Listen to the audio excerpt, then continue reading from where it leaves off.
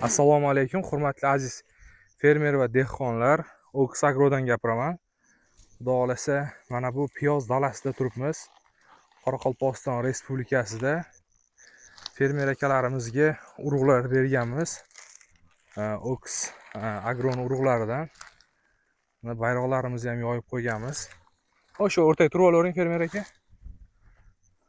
Mana bu piyozlarimiz hozir tashab qo'ygan. Ko'rsatishingiz ham mumkin.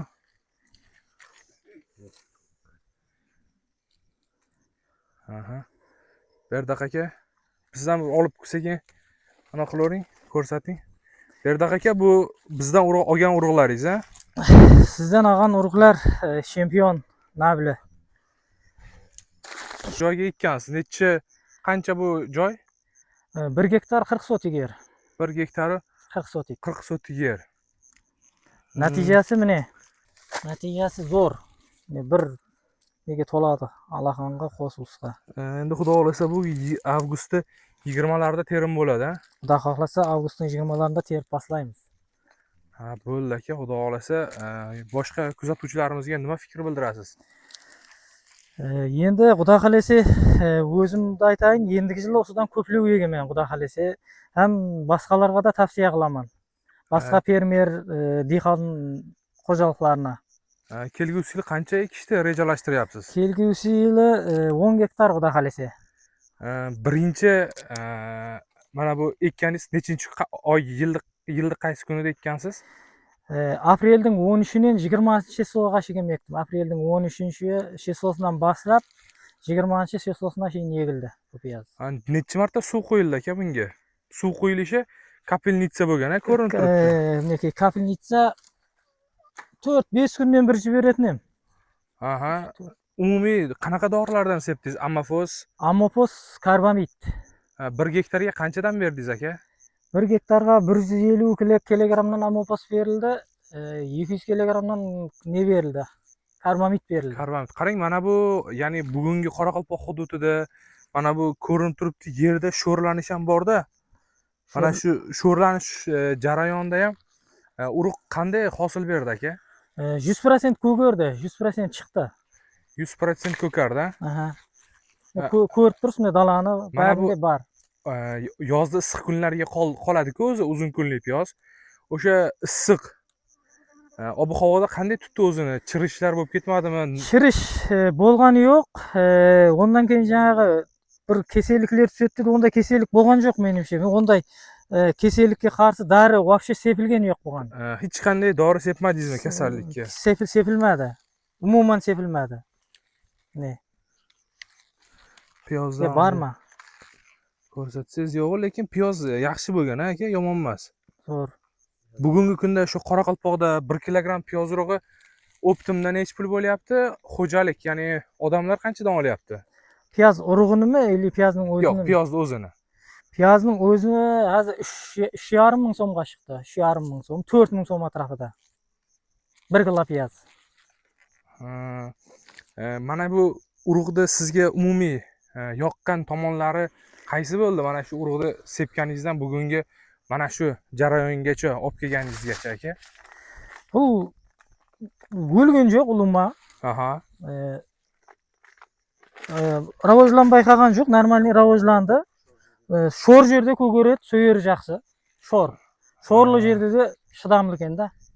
Sizni qiynagan yoki bir injiqlik ko'rsatgan joylari bo'ldimi? Sizga qiyinchilik tug'dirgan qaysi tomonlari urug' sal muammo tug'dirdi? Yoki problema olib keldi? Menimcha problema bo'lgan yo'q. Problema bo'lgan yo'q. Bo'lgan yo'q. Mana bu piyozlarimiz yaxshi bo'lgan aka. Lekin makkamiz sal problema bo'libdi, lekin uni nima deysiz endi? Makkada ko'karishida bo'ldimi yo? Makkada ko'karishida emas. Ochiqchasiga aytilaversa. Ochiqchasiga sho'r yer.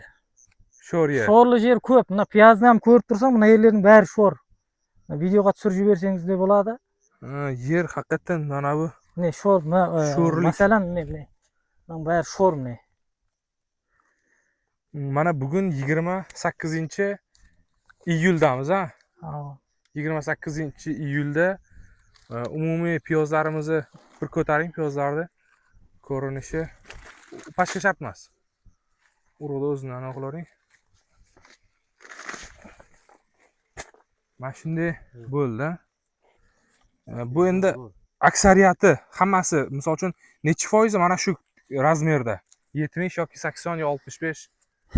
Hozir 65-70% shunday. Endi kichiklari ham bor. Kishiklari endi menimcha bular o'sетін шығар deb o'tman, eli 1 oy turadi-ku. 20 kun, 20 kun Bitta tursa, joyda piyoz bor aka. Mana ikkita o'smay qo'ygan, ikkita rivojlanib ketgan. Mana bu yerda ham ikkita katta bo'lib ketgan, ikkita sal kichikroq bo'lib bu qolgan. neden? Amafos hamma joyiga bir xil berilganmi? Bir xil berilgan, ana жағаға где-то bir 20 sotikdek yerine berilmedi oncha. O pastki tomonlarigami? Pastki tomonga berilmedi. Variant bo'lmay qoldi, сол кезде kelmay qoldi amafos. Ha, 1 kilo, bir xalta amafosdan necha puldan oldingiz? 420 mingdan. Qozog'iston amafosi yo O'zbekiston? Qozog'iston amafos. 420 ming so'mdan. Umumiy 1 gektarda sizga arendasi necha pulga tushdi? Yerda arenda 1 gektarga qancha arenda to'ladingiz? Arenda fermer bilan kelishib o'tirmiz. Men dehqonman. O'rtaroqqa tushib oling.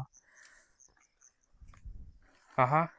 Men o'g'an boshqa yegin yegib beraman, mаған mынандай условия жаратып berib qo'yibdi da, piyoz yeguga, ovush vaqsha yeguga.